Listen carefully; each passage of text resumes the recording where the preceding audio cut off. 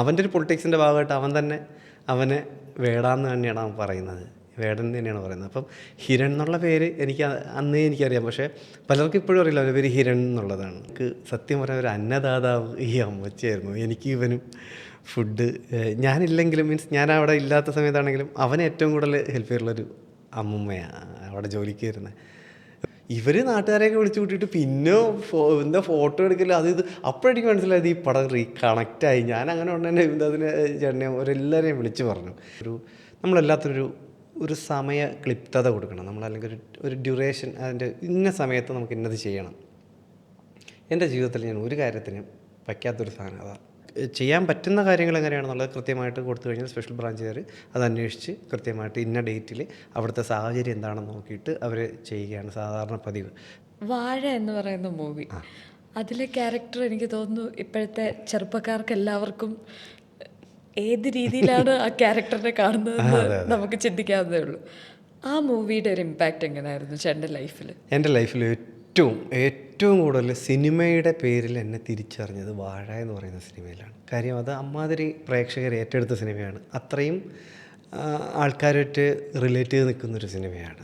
പല തരത്തിലുള്ള ഓരോ ഫാമിലി ആണ്, പല തരത്തിലുള്ള കുഞ്ഞുങ്ങളാണ്, പക്ഷേ ഇവരുടെ എല്ലാം മീൻസ് മക്കളാണ്. അപ്പോൾ അവരൊക്കെ ഒരു ടീമാണെങ്കിൽ ഇവരുടെയൊക്കെ അച്ഛന്മാരൊക്കെ എന്ന് പറയുന്നത് പല സ്വഭാവക്കാരാണ്, പല പല പല ആൾക്കാരാണല്ലോ. അപ്പോൾ ഈ മെയിനായിട്ടുള്ള ഈ 5-6 അച്ഛന്മാരുടെയും ഒരു ലൈഫാണ് ആ സിനിമ കാണിച്ചത്. അപ്പോൾ എനിക്ക് ഭയങ്കര സന്തോഷമായത് ഒരു ഫേസ്ബുക്കിൽ ഞാനൊരു വീഡിയോ കണ്ടപ്പോഴത്തേക്കും ആ കാണുന്ന ഒരു നേപ്പാളിൽ നിന്നിട്ട് ഒരു വ്ളോഗർ ഇടുന്നതാണ്. നമ്മുടെ മലയാള സിനിമ നേപ്പാളികൾ കാണുന്നു എന്നൊക്കെ പറഞ്ഞിട്ട് കണ്ടുവെന്ന് പറഞ്ഞിട്ട് ആ നേപ്പാളിൽ ഇരുന്ന് കാണുന്നത്. ഇപ്പോൾ എൻ്റെ മോൻ മറ്റേ ഫാൻ തുടയ്ക്കുമ്പോൾ ഞാൻ ചെന്ന് ഇവൻ തൂങ്ങിച്ചാവാൻ പോകണമെന്ന് പറഞ്ഞ് കാലി പിടിക്കുന്ന ഒരു സാധനമുണ്ട്. അപ്പം ഏതോ ഒരു ഹിന്ദി പാട്ട് അവൻ്റെ ബാക്ക്ഗ്രൗണ്ടിൽ ഇട്ടിട്ട് ഇയാളിരുന്ന് ഒരാളിങ്ങനെ സ്വന്തം അച്ഛനെ പറ്റി ആലോചിക്കുകയാണെന്നൊക്കെ പറഞ്ഞിട്ട് ഈ സാധനം കണ്ടപ്പോൾ എനിക്ക് നല്ല ചിരി വന്നു. ഇത് പക്ഷേ പലയിടത്തും ഈ സാധനം അത് ഭയങ്കരമായിട്ട് റീച്ചായൊരു റീലായിരുന്നു ആ ഒരു സീനെന്ന് പറയുന്നതേ. അപ്പോൾ ഇത് ഭയങ്കരമായിട്ട് പിള്ളേർക്ക് എനിക്ക് എപ്പോഴും നമ്മൾ പുതിയ തലമുറ അല്ലെങ്കിൽ ചെറിയ പിള്ളേരിലേക്ക് നമ്മുടെ മുഖം എത്തുക എന്നുള്ളത് ഭയങ്കര ഒരു ഭാഗ്യമാണ്. ഇനിയും തിയേറ്ററുകളിലേക്ക് പോകുമ്പോൾ എനിക്ക് ഏറ്റവും സന്തോഷം എന്ന് പറഞ്ഞാൽ കൊച്ചു കുട്ടികൾ. ഇപ്പോൾ എൻ്റെ പിള്ളേർ ഇവിടെ ഹോളി ഏഞ്ചൽസിൽ നന്തൻകോട് സ്കൂളിലാണ്. അപ്പോൾ അവരിപ്പോൾ 2ാം ക്ലാസ്സിലായിട്ടേ ഉള്ളൂ. അപ്പോൾ കഴിഞ്ഞ വർഷം ഞാൻ 1ാം ക്ലാസ്സിൽ അവർ കൊണ്ടാക്കിയിട്ട് ഒരു ദിവസം നിൽക്കുമ്പോൾ ഒരു ഒരു ഇൻ്റർവെൽ സമയത്ത് ഞാനൊരു ആവശ്യമായിട്ട് അവിടെ ചെന്നപ്പോൾ ഒരു കൊച്ചുകുട്ടി, ഒരു പെൺകുട്ടി, ഒരു 5-ലോ 6-ലോ പഠിക്കണം കുട്ടിയാണെന്ന് വെച്ചാൽ, അങ്കിള് വാഴ സിനിമയിലുള്ളതല്ലേ? അപ്പം ഞാൻ പറഞ്ഞു അതെ. ശരി എന്ന് പറഞ്ഞിട്ട് അങ്ങ് പോവുകയാണേ. ഒരു മിനിറ്റ് കഴിഞ്ഞപ്പോൾ ഒരു 10-50 പിള്ളേർ ഒരുമിച്ച് ഇങ്ങോട്ട് വന്നിട്ട് അങ്കിളെ അയ്യോ ഭയങ്കര ഹാപ്പി അത് ഇതൊക്കെ ആയിട്ട്. ഇത് കുറച്ച് കഴിഞ്ഞപ്പോൾ അവിടുത്തെ ഒരു ആയോന്ന് പറഞ്ഞു, സാറേ ഇത് പ്രശ്നമാവും ഇങ്ങനെയാണെങ്കിൽ. അപ്പോൾ ഈ വാഴ എന്ന് പറഞ്ഞ സിനിമ ഉണ്ടാക്കിയ ഒരു ഇമ്പാക്റ്റാണ് ഒന്ന് ആലോചിച്ച് നോക്കണം. അല്ലാതെ പിള്ളേർക്ക് എന്നെ അറിയില്ല ഈ വാഴ എന്നുള്ള ഒറ്റ സംഭവമാണ്. അപ്പോൾ പലയിടത്ത് ചെന്നാലും വാഴയെങ്കിൽ നമ്മളൊരു പ്രോഗ്രാമിനൊക്കെ പോയി കഴിഞ്ഞാൽ ഒരു ഉദ്ഘാടനത്തിനൊക്കെ പോയി കഴിഞ്ഞാൽ സ്കൂളുകളിലൊക്കെ പോയി കഴിഞ്ഞാൽ വാഴയെങ്കിലല്ലേ വാഴയെങ്കിൽ. ഇത് കേൾക്കുമ്പോൾ ദൈവം ഇതൊന്നും വല്ലാത്ത പേരാണല്ലോ ഈ വാഴയെങ്കിൽ. ഇവന്മാർ എന്തെങ്കിലും ഉദ്ദേശിച്ച് പറയുന്നതാണോ എന്നുള്ള രീതിയിൽ. അപ്പോൾ അങ്ങനെയാണ് അത് ഭയങ്കര റീച്ച് തന്നൊരു സംഭവമാണ്. അപ്പോൾ ഈ സ്കൂളിൽ അവസാനം ടീച്ചർ വന്നിട്ട് പറഞ്ഞു, സാറേ ഒന്നുമില്ല സാറ് കോമ്പൗണ്ട് പുറത്ത് പോകണം, അല്ലെങ്കിൽ സാർ ഓഫീസ് റൂമിനകത്തിക്കണം. ഇവരൊന്നും ഒറ്റയാണ് പറഞ്ഞേക്കണം പിള്ളേരല്ല, ഇതിനൊക്കെ അവരെ അടിച്ചു ഓടിക്കുകയാണ് ഞാൻ നോക്കുമ്പോൾ. അതാണ് മനസ്സിലായത്, കൊച്ചു കുട്ടികൾക്ക് വരെ നമ്മളെ റീച്ചായി എന്നുള്ളത് ഏറ്റവും വലിയ കാര്യമാണ്. അതിന് നമ്മൾ വിപിൻ ദാസ് അദ്ദേഹത്തോട് പറഞ്ഞാൽ തീരാത്തൊരു നന്ദിയുണ്ട് കേട്ടോ. അദ്ദേഹത്തിൻ്റെ അന്താക്ഷരി എന്ന് പറയുന്ന ഒരു പരിപാടിയിലൂടെയാണ് ഞാൻ അദ്ദേഹമായിട്ട് ആദ്യമായിട്ട് ചെയ്യുന്നത്. അതിനുശേഷം എന്നെ വിളിച്ച് ചേരുന്നത് വാഴയിലാണ്. നല്ലൊരു ക്യാരക്ടർ, അത് എല്ലാവർക്കും കണക്റ്റായി. ഒത്തിരി കോളേജ് പിള്ളേരൊക്കെ വന്നിട്ട് പറഞ്ഞു ഇതെൻ്റെ ലൈഫാണ്, ഈ പണയം വെച്ചിട്ട് എഡ്യൂക്കേഷൻ ലോണും അതിനുവേണ്ടി നടക്കുന്നതും അച്ഛനും ആ ഒരു കണക്ഷൻ ഭയങ്കര ഫീലിങ്സ് എന്ന് പറഞ്ഞിട്ട് പല പിള്ളേരും മെസ്സേജ് അയക്കുകയും വിളിക്കുകയൊക്കെ ചെയ്തിട്ടുള്ളതാണ്. അത് ഭയങ്കര സന്തോഷമുള്ളൊരു സാധനമാണ് വാഴ എന്ന് പറയുന്നത്. അത് വേറൊരു ഷൂട്ടുമായിട്ട് ഞാൻ കോയമ്പത്തൂർ നിൽക്കുമ്പോഴാണ് ബബ്ബ എന്ന് പറഞ്ഞിട്ട് ദിലീപേട്ടൻ്റെ പുതിയ പടത്തിലൊരു വേഷം ചെയ്തിട്ടുണ്ട്. അപ്പോൾ കോയമ്പത്തൂർ ഷൂട്ട് നടക്കുമ്പോൾ ഇതാണ് അവിടെ റിലീസാകുന്നത് ഫസ്റ്റ് ഡേ. അപ്പോൾ എനിക്ക് സെക്കൻഡ് ഷോയ്ക്കാണ് പോകാൻ പറ്റിയത്, പകൽ ഷൂട്ടുണ്ടായിരുന്നു. ചെന്ന് കണ്ട് ഇറങ്ങുമ്പോൾ ഭയങ്കര ആൾക്കാർ, മലയാളീസും തമിഴന്മാരും ഒത്തിരി ഉണ്ട്. ഇപ്പം മലയാള സിനിമയ്ക്ക് ഭയങ്കര റീച്ചാണ് അവിടെ. അപ്പോൾ ഇത് കണ്ട് ഭയങ്കര ഇഷ്ടപ്പെട്ട് തിരിച്ച് പടം തീർന്ന് ഞാൻ പതിയെ ഒരു സൈഡിൽ നിന്ന് ഇങ്ങനെ ഞാൻ മറ്റൊരു കൂട്ടുകാരോട് ഇങ്ങനെ എണീക്കുമ്പോൾ ഉണ്ടല്ലോ ഒരു തമിഴ് ഒരു ഫാമിലി വന്നിട്ട്, നിങ്ങൾ அந்த படத்தில் அப்பா ഞാൻ ഇവർ നാട്ടുകാരെയൊക്കെ വിളിച്ചു കൂട്ടിയിട്ട് പിന്നെ എന്താ ഫോട്ടോ എടുക്കില്ല അത് ഇത്. അപ്പോഴെനിക്ക് മനസ്സിലായത് ഈ പടം കണക്റ്റായി. ഞാൻ അങ്ങനെ ഉടനെ അതിനെ ചേട്ടനെ അവരെല്ലാവരെയും വിളിച്ച് പറഞ്ഞു. അപ്പോൾ അത് ഭയങ്കര അവിടെയും ഭയങ്കരമായിട്ട് നന്നായിട്ട് ഓടിയ പടമാണ്. അത് ഭയങ്കര ഈ വാഴ തന്ന ഒരു റീച്ച് വേറെ ലെവലായിരുന്നു കേട്ടോ. അമ്മാതിരി റീച്ച് അതായിരുന്നു ആ പടം തന്നത്. കൊച്ചു കുട്ടികൾക്ക് വരെ നമ്മളെ കിട്ടി എന്നുള്ളതാണ്, അതാണ് സന്തോഷം. ചേട്ടൻ്റെ അപ്പോൾ അപ്കമിങ് പ്രൊജക്ട്സ് ഈ ഒരു ഡയമെൻഷനിൽ തന്നെയാണോ അതോ? നല്ല കുറച്ച് സിനിമകളുടെ ഭാഗമായിട്ടുണ്ട്. ഇനിയിപ്പോൾ അത് ഇറങ്ങാനായിട്ടുള്ളത് ഈ പറഞ്ഞ ബബ്ബ, അതാണ് ദിലീപേട്ടനും ലാലേട്ടനും ഉള്ള പടമാണ്. അത് കഴിഞ്ഞിട്ട് ഇനി പിന്നെ മമ്മൂട്ടി സാറിനോടൊപ്പം മമ്മൂട്ടി കമ്പനിയുടെ കളങ്കാവൽ എന്ന് പറയുന്ന പടമാണ്. അതിലൊരു പ്രധാന വേഷം മമ്മൂട്ടി സാറിൻ്റെ അദ്ദേഹത്തിൻ്റെ കൂടെ ചെയ്യാൻ പറ്റിയിട്ടുണ്ട്. ദിയാസ് ഇറേ എന്ന് പറഞ്ഞിട്ട് ബ്രഹ്മയുഗവും ഭൂതകാലവും ഒക്കെ ചെയ്ത രാഹുൽ സദാശിവൻ സാറിൻ്റെ പടത്തിൽ ഒരു ക്യാരക്ടർ ചെയ്തിട്ടുണ്ട്. അപ്പം അങ്ങനെ പറയാം. സസ്പെൻസ് ആണോ? അത് സസ്പെൻസ് ആണോന്ന് വെച്ച് കഴിഞ്ഞാൽ അതിൻ്റെ കൂടുതൽ കാര്യങ്ങൾ അവർ പുറത്ത് വിട്ടിട്ടില്ല. സോ അതിൽ പടത്തിലുണ്ട് എന്ന് മാത്രം ഞാനിപ്പോൾ പറയാം. നല്ലൊരു സിനിമയായിരിക്കും. ഇതെല്ലാം നല്ല പടങ്ങളാണ്. ഈ പറഞ്ഞ പോലെ നല്ല 3 പടങ്ങളാണ് ഇനി അങ്ങോട്ട് റിലീസാവാനുള്ളത്. പിന്നെ അരുൺലാൽ രാമചന്ദ്രൻ അദ്ദേഹത്തിൻ്റെ മാത്യുവിനെ നായകനാക്കിയുള്ള പടത്തിൽ നല്ലൊരു വേഷം ചെയ്തിട്ടുണ്ട്. ഇങ്ങനെ ഇതൊക്കെയാണ് അപ്കമിങ് റിലീസുകൾ. കഷ്ടപ്പെട്ട് ആഗ്രഹത്തിൻ്റെ പിന്നാലെ പോയി മൂവീസിൽ ഭാഗമായി ഇപ്പോൾ എന്താണ് ഒരു റിയലിസ്റ്റിക് ആക്ടർ എന്ന് ആരെങ്കിലും പറയുകയാണെങ്കിൽ തന്നെ എൻ്റെ മൈൻഡിൽ പെട്ടെന്ന് വരുന്ന ഒരാളാണ് ജിബിൻ ചേട്ടൻ. Thank you. അപ്പോൾ ഇങ്ങനെ ഒരു സ്റ്റേജിൽ നിൽക്കുന്ന ഒരാൾക്ക് മൂവി ആസ്പയറൻസിനോട് എന്താണ് പറയാനുള്ളത്? ഞാൻ പറഞ്ഞില്ലേ, അത് ഈ ആഗ്രഹങ്ങൾക്ക് പരിധി വയ്ക്കാതിരിക്കുക എന്നുള്ളത് തന്നെയാണ് ഏറ്റവും വലിയൊരു കാര്യം. ഒരിക്കലും ഇപ്പം ഞാൻ കണ്ടിട്ടുള്ള പലരും സിനിമ ചെയ്യാനായിട്ട് വന്നിട്ട് ഒരു നിമിഷം കൊണ്ട് അവർ വേണ്ട എന്ന് വെച്ച് പോകാറുണ്ട്. സാഹചര്യങ്ങളായിരിക്കാം, സ്വാഭാവികമാണ്, സംഭവിക്കും. അതിന് പ്രധാനമായിട്ട് ഞാൻ കണ്ടിട്ടുള്ള ഒരു പ്രധാന പ്രശ്നം, നമ്മളെപ്പോഴും പറയേണ്ട നമ്മളെല്ലാത്തിനൊരു സമയ ക്ലിപ്തത കൊടുക്കണം. നമ്മളല്ലെങ്കിൽ ഒരു ഡ്യൂറേഷൻ, അതിൻ്റെ ഇന്ന സമയത്ത് നമുക്ക് ഇന്നത് ചെയ്യണം. എൻ്റെ ജീവിതത്തിൽ ഞാൻ ഒരു കാര്യത്തിനും വയ്ക്കാത്തൊരു സാധനം അതാണ്. ഞാൻ അങ്ങനെ വച്ചിട്ട് ആ സമയത്ത് ഞാനതിലേക്ക് എത്തിയില്ല എന്നുണ്ടെങ്കിൽ എനിക്കുണ്ടാകുന്ന നിരാശ വേറെ ലെവലായിരിക്കും. ഈ നിരാശ ബാധിച്ചവർ തന്നെയാണ് എപ്പോഴും ഇതിൽ നിന്ന് പിൻവലിഞ്ഞു പോകുന്നത്. നമുക്കെപ്പോഴും ചിലപ്പോൾ നമുക്ക് എത്തുന്നതിൻ്റെ തൊട്ടടുത്ത് വെച്ചായിരിക്കും നമ്മൾ എന്താണെന്ന് ഇനി വയ്യ എന്ന് പറഞ്ഞിട്ട് ഒന്നിൽ പുറത്ത് ജോലി തേടി പോവുക. ജോലി ചെയ്യേണ്ടെന്നല്ല കേട്ടോ പറഞ്ഞത്, അത് സാഹചര്യം തന്നെയാണ്, ഇല്ലയെന്ന് പറയുന്നില്ല. പക്ഷേ സിനിമയുടെ കാര്യത്തിൽ ഞാൻ മനസ്സിലാക്കിയൊരു കാര്യം, ഞാൻ ഒരിക്കലും ഇപ്പോഴും ഞാൻ ഒരു സമയത്തിൻ്റേതായിട്ടുള്ളൊരു സംഭവം വയ്ക്കുന്നില്ല. എൻ്റെ ഒരു ബ്രേക്ക് ഇന്നായിരിക്കും, അല്ലെങ്കിൽ നാളെ ആയിരിക്കും, ഈ വർഷം കിട്ടണം അല്ലെങ്കിൽ അടുത്ത വർഷം കിട്ടണം, ഒരിക്കലും ഇല്ല. ഞാൻ അങ്ങനെയേ വയ്ക്കുന്നില്ല. എനിക്ക് ഇവിടെ സിനിമയിൽ എപ്പോഴും ഈ സിനിമയൊക്കെ ചെയ്ത് ഇങ്ങനെയൊക്കെ നിൽക്കണം, അല്ലാതെ ഇന്ന ദിവസത്തിൽ എനിക്ക് സൂപ്പർ സ്റ്റാർ ആവണമെന്നോ അല്ലെങ്കിൽ എനിക്ക് അവിടെ മലയാള സിനിമയെ അങ്ങ് മാറ്റിമറിക്കണമെന്നോ ഒന്നുമില്ല. സിനിമ ചെയ്യുക, അത് ഗ്യാപ്പ് ഉണ്ടാവട്ടെ, ഒരു കുഴപ്പമില്ല. നമ്മൾ അത് കഴിഞ്ഞ് ഗ്യാപ്പ് കഴിഞ്ഞ് ഒരു പടം ചെയ്യുമല്ലോ, മതി, അങ്ങനെ മാത്രമാണ് ചിന്തിച്ചിട്ടുള്ളത്. ഞാൻ എപ്പോഴും എനിക്ക് പരിചയമുള്ളവരൊക്കെ പറയാറുണ്ട്, എടാ നമ്മൾ ചിലപ്പം വേറൊരാളുടെ കണ്ണിൽ അത് തെറ്റായിരിക്കാം കേട്ടോ, പക്ഷേ എൻ്റെ അനുഭവത്തിൽ നിന്ന് ഞാൻ മനസ്സിലാക്കിയ കാര്യം, ഇത് 33ാമത്തെ കൊല്ലമാണ്. ആദ്യമായിട്ട് ഓഡിഷന് പോയിട്ട് ഇന്നേക്ക് മീൻസ് ഈ വർഷത്തേക്ക് വരുമ്പോഴത്തേക്ക് 33ാമത്തെ കൊല്ലമാണ് സിനിമ എന്നുള്ള ആഗ്രഹത്തിൽ ഞാൻ പുറത്തിറങ്ങി നടക്കാൻ തുടങ്ങിയിട്ട്. ഞാൻ എന്തെങ്കിലും ആയോ ഇല്ലയോ എന്ന് വെച്ച് കഴിഞ്ഞാൽ അതൊന്നും അതെന്നെ ബാധിക്കുന്ന കാര്യമല്ല. ഞാൻ എത്ര സിനിമ ചെയ്തിട്ടുണ്ടെന്നോ ഞാൻ ഇത്രയും കാലം ഇതിൻ്റെ പുറകിൽ നിൽക്കുകയാണെന്നുള്ളതൊന്നും ഒരു ബാധകമേ ആയിട്ടുള്ള കാര്യം ഒന്നിൻ്റെയും ഒരു റീസണല്ല. എനിക്കൊരു സിനിമ കിട്ടാനുള്ളതിൻ്റെയോ അല്ലെങ്കിൽ ചെയ്തുകൊണ്ടിരിക്കുന്നതിൻ്റെയോ ഒരു റീസണല്ല ഈ 33 കൊല്ലം എന്ന് പറയുന്നത്. അത് പക്ഷേ 33 34 35 36 40 50 എനിക്ക് സിനിമ ചെയ്യണം, അതിങ്ങനെ കൃത്യമായിട്ടൊരു ഇതിലങ്ങ് പോവുക എന്നുള്ള മാത്രമേ ഞാൻ ആഗ്രഹിക്കുന്നുള്ളൂ. അത് ഈ പറഞ്ഞതുപോലെ ഞാൻ ചോദിച്ച് വാങ്ങിക്കും, അത് ഞാൻ വാങ്ങിക്കും. അതെനിക്ക് തന്നില്ലെങ്കിൽ ഞാൻ പിടിച്ച് വാങ്ങിക്കും, അത് ചോദിച്ച് പിടിച്ച് വാങ്ങിക്കും. അതാരാണ് എന്താണെന്നുള്ളത് എൻ്റെ വിഷയമല്ല, ഞാൻ വാങ്ങിയിരിക്കും. എൻ്റെ പോളിസി അതാണ്. അത് ഓരോരുത്തർക്കും ഓരോ രീതിയിലായിരിക്കും കേട്ടോ അത് എടുക്കുന്നത്. പിന്നെ ഞാൻ പറഞ്ഞില്ലേ, ഈ പറയുമ്പോൾ ഞാൻ നേരത്തെ ഒരു കാര്യം പറഞ്ഞ ഓർമ്മയുണ്ടോ, പോലീസുകാരിൽ ഈ പറഞ്ഞ പോലെ ഭയങ്കരമായിട്ട് ടാലൻ്റുള്ള ആൾക്കാരുണ്ട്, നല്ല രീതിയിൽ. നമ്മളിപ്പം റോന്താവട്ടെ, നായാട്ട് ഒക്കെ ആവട്ടെ, ഇതൊക്കെ ഷാഹി കബീർ പുള്ളിപ്പോൾ എനിക്ക് തോന്നുന്നു പോലീസിൽ നിന്ന് ഇപ്പോൾ വിട്ടുമെന്ന് തോന്നുന്നു.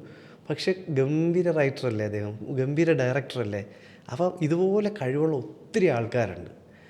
ഇപ്പോൾ പലരും നമ്മൾ പുറകിൽ നിൽക്കുന്നവരാണ്, താല്പര്യം പുറത്ത് കാണിക്കാത്തതുകൊണ്ടാണ്. പക്ഷേ ഒരു സാഹചര്യം ഉണ്ടാവുകയാണെന്നുണ്ടെങ്കിൽ പോലീസിനകത്തുനിന്ന് തന്നെ എല്ലാ സംഭവങ്ങൾ റെഡിയായി കിട്ടുകയാണെന്നുണ്ടെങ്കിൽ തീർച്ചയായിട്ടും കയറി വരാൻ പറ്റും കേട്ടോ. പോലീസിനകത്തുള്ളവർക്ക് തന്നെ പോലീസിന്റെ ആ ഒരു കൂട്ടായ്മയിൽ നിന്നൊരു മൂവി ഉണ്ടാകാനുള്ള ചാൻസ് കൂടുതലല്ലേ? തീർച്ചയായിട്ടും അതിന് ഈ പറഞ്ഞതുപോലെ ചിലപ്പോൾ നമുക്ക് ചില പരിധികൾ വെക്കേണ്ടി വരും, ലിമിറ്റേഷൻസ് ഉണ്ടാവാം. കാര്യം പോലീസിംഗ് എന്ന് പറഞ്ഞു കഴിഞ്ഞാൽ ലോ ആൻഡ് ഓർഡറും ബാക്കി കാര്യങ്ങളൊക്കെ ഉള്ളതാണല്ലോ.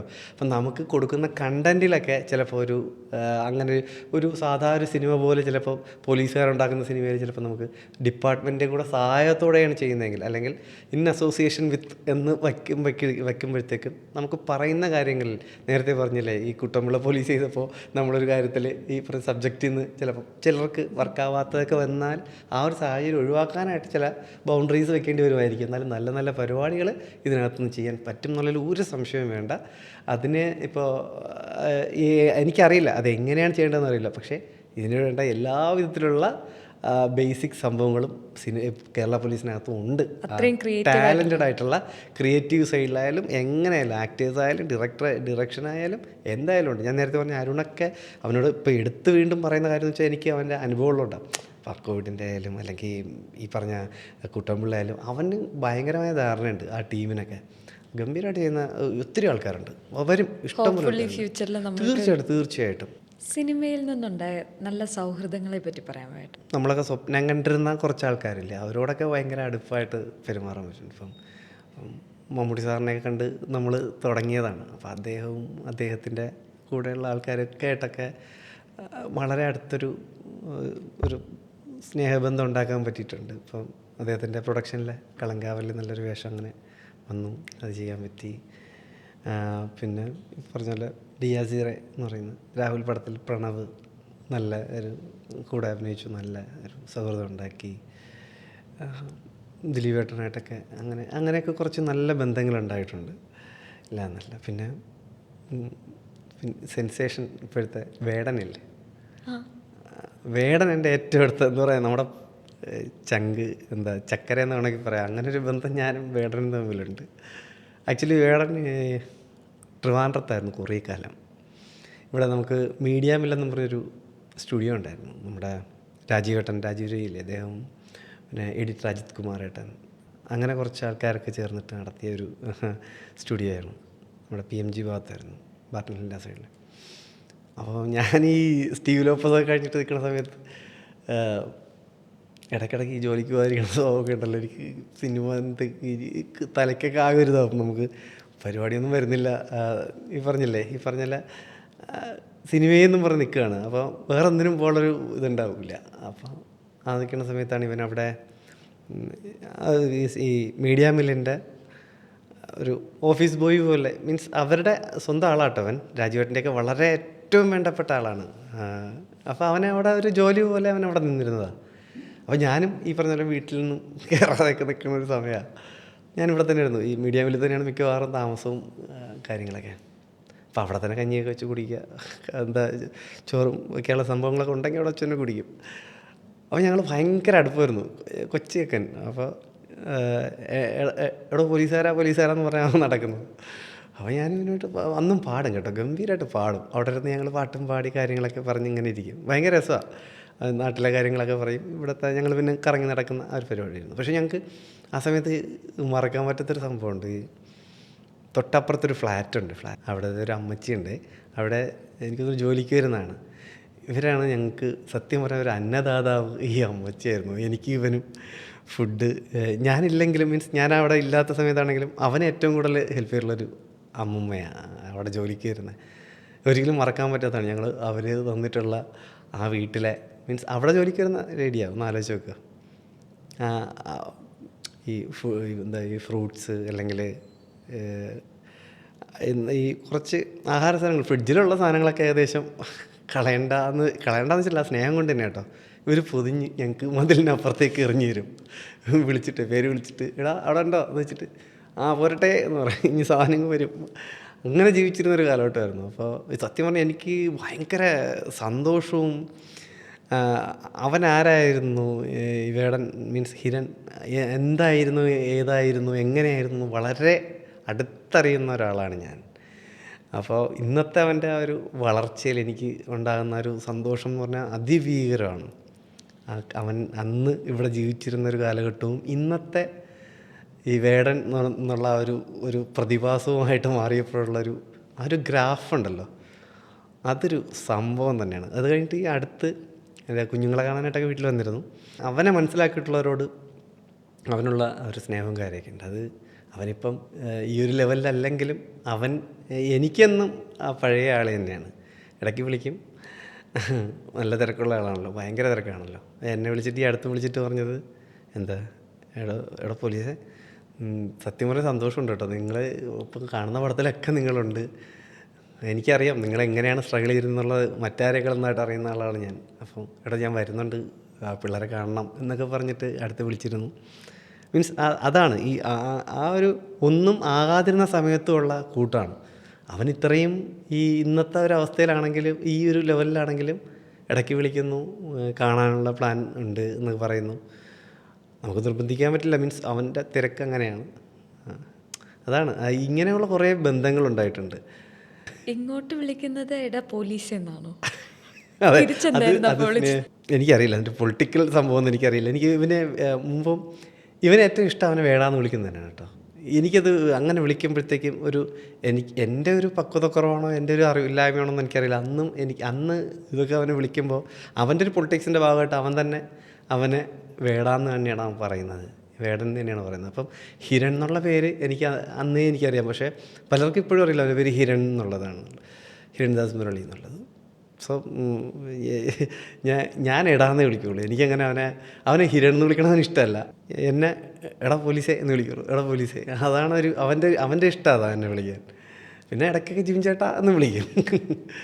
അതാണ് ഞങ്ങൾ തമ്മിലുള്ളൊരു ബന്ധം, അതാണ്. പക്ഷേ ഞങ്ങളൊരു ഇവിടെ ജീവിച്ചിരുന്നൊരു കാലഘട്ടം ഉണ്ടായിരുന്നു. അതൊരു വല്ലാത്തൊരു കഥയാണ്. ലൈഫിലെ മാറ്റി വെക്കാൻ അതെ അതെ അതെ അതെ അതെ. കാര്യം അമ്മാതിരി നമ്മളങ്ങനെ നടന്നിട്ട് അവൻ ഇന്നത്തെ ഒരു പൊസിഷൻ ഉണ്ടല്ലോ, അല്ലെങ്കിൽ അവനായിട്ട് എത്തിച്ചേർന്നൊരു സ്ഥലമുണ്ട്.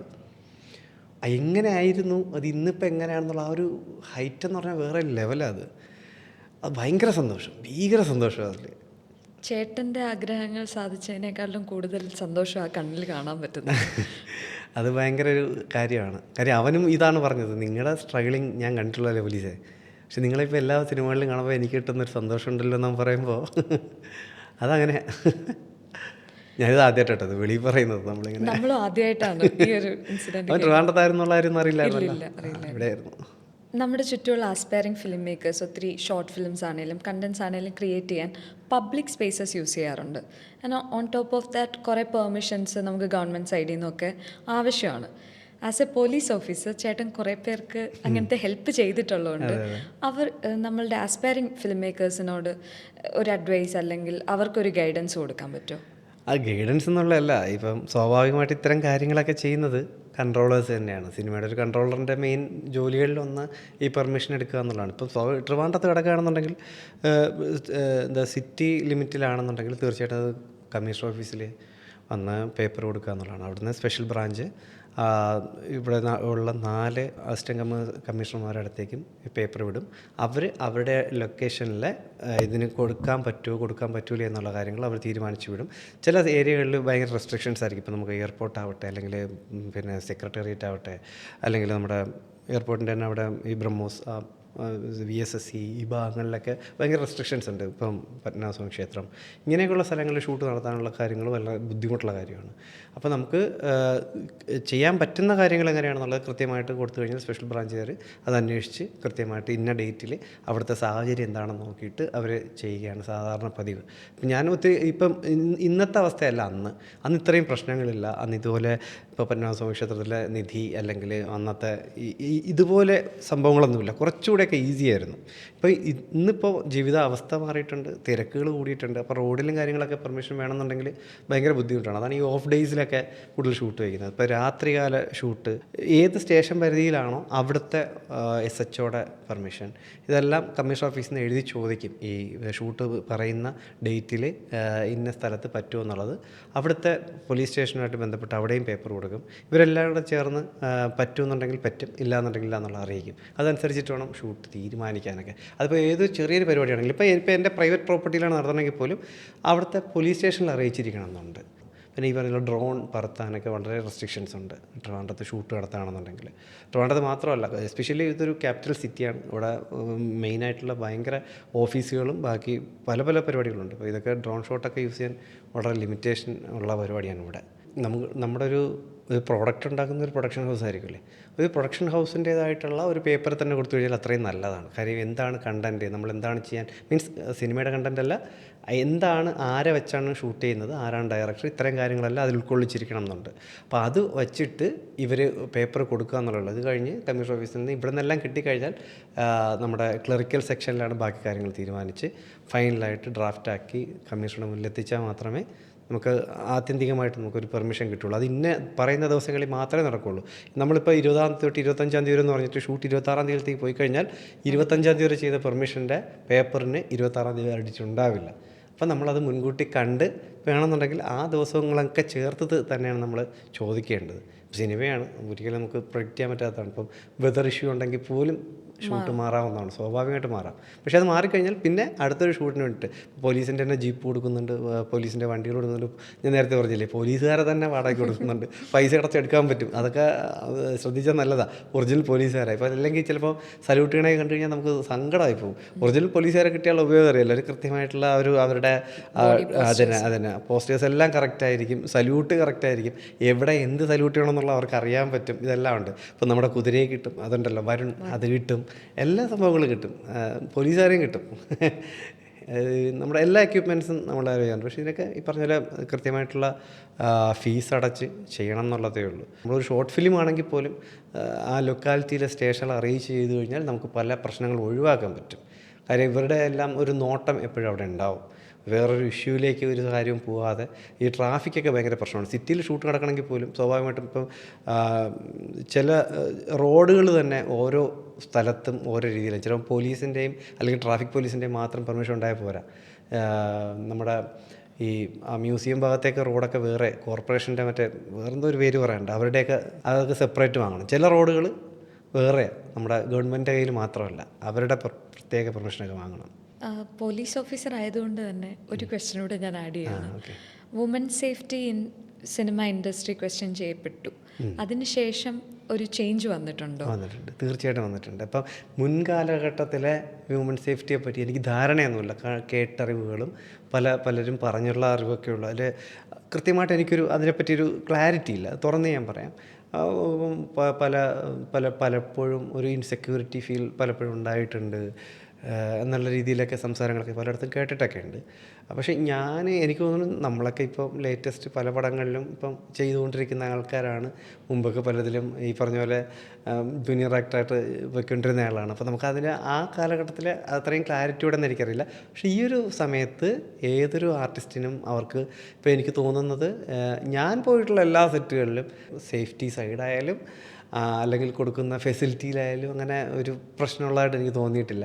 ഭയങ്കര കോപ്പറേറ്റീവായിട്ടുണ്ട് എല്ലാവരും, ഭയങ്കര നല്ല ചില്ലായിട്ട്. ഇപ്പോൾ ഡയറക്ഷൻ സൈഡിലായാലും പ്രൊഡക്ഷൻ സൈഡിലായാലും പരസ്പരം ഒരു ധാരണയോടെയും സ്നേഹത്തോടെയും തന്നെയാണ്, വളരെ നന്നായിട്ട് തന്നെയാണ് പോയിക്കൊണ്ടിരിക്കുന്നതാണ് എൻ്റെ ഒരു ധാരണ. പിന്നെ ഈ പറഞ്ഞ പോലെ എല്ലാ സെറ്റിലും ഇപ്പോൾ ഓരോ കമ്മിറ്റി ഉണ്ടാക്കിയിട്ടുണ്ട്, എല്ലാ സെറ്റിലും ഉണ്ട്. അത് ഞാനിപ്പോൾ പോകുന്ന ഇപ്പോൾ എല്ലാ പടത്തിലും ഞാൻ കണ്ടിട്ടുണ്ട്. കാര്യം അത് കൃത്യമായിട്ടൊരു നോട്ടീസായിട്ട് അവിടെ എല്ലായിടത്തും ഉണ്ടാകുകയും ചെയ്യാറുണ്ട്. ഇത്രയും ആൾക്കാരാണ് വിമൺ പിന്നെ കമ്മിറ്റിയിലുള്ളത്, അതിൻ്റെ ആരൊക്കെയാണുള്ളത് വ്യക്തമായിട്ട് കൊടുത്തിട്ടുണ്ടാവും. എന്ത് പരാതി ഉണ്ടെങ്കിലും ഈ നമ്പറുകളിൽ കോൺടാക്റ്റ് ചെയ്യുക.